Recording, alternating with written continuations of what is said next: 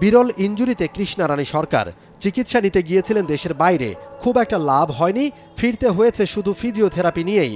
Injury থেকে সেরে ওঠার লড়াইটা যেন এখন নিজের সাথেই, কবে সেরে উঠবেন নেই তার নিশ্চয়তা। দুয়ারেই নারীদের আরও একটা সাফ চ্যাম্পিয়নশিপের আসর।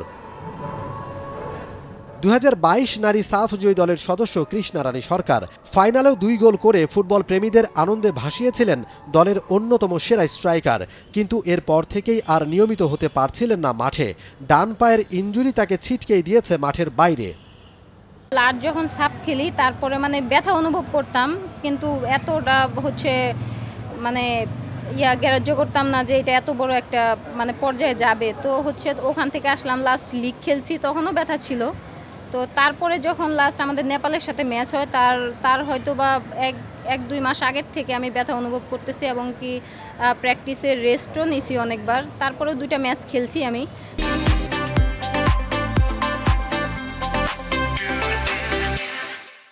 তারপরে যখন ব্যথাটা অনেক বেশি হলো, এখানে অনেক ডক্টর দেখাইলাম, এমআরআই, যা করানোর কথা সবাই যেটা বলছে সেটাই করাইছি। তো ওনারা আসলে ধরতে পারতেছিল না যে কি হয়েছে।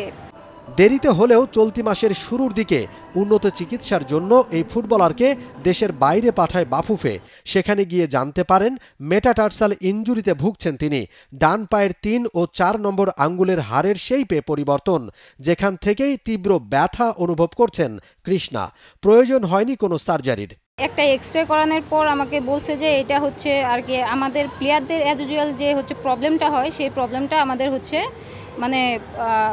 আমাদের হয়তোবা আমাদের যে ফুডটা আছে সেটা শেপের ভিতরে নাই। ওখানকার যে বেস্ট ফিজিওথেরাপিস্ট ছিল, তো উনি আমাকে দেখেন এবং কি ট্রিটমেন্ট করায় 6 দিন।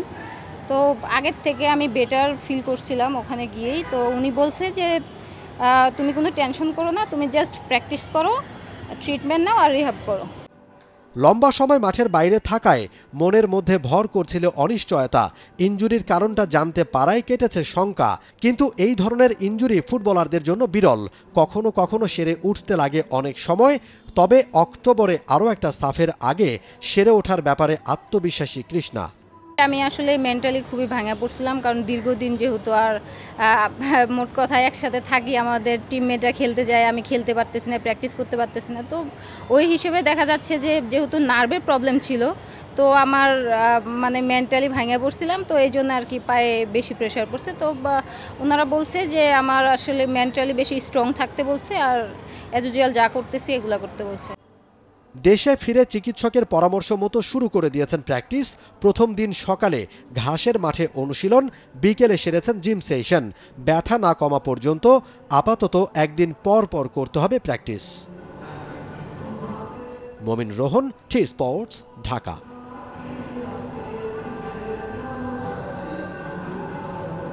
For more updates, subscribe to our YouTube channel and click on the bell icon. Follow us on Facebook and Instagram. Download T-Sports app to enjoy exciting games and highlights. Visit tsports.com.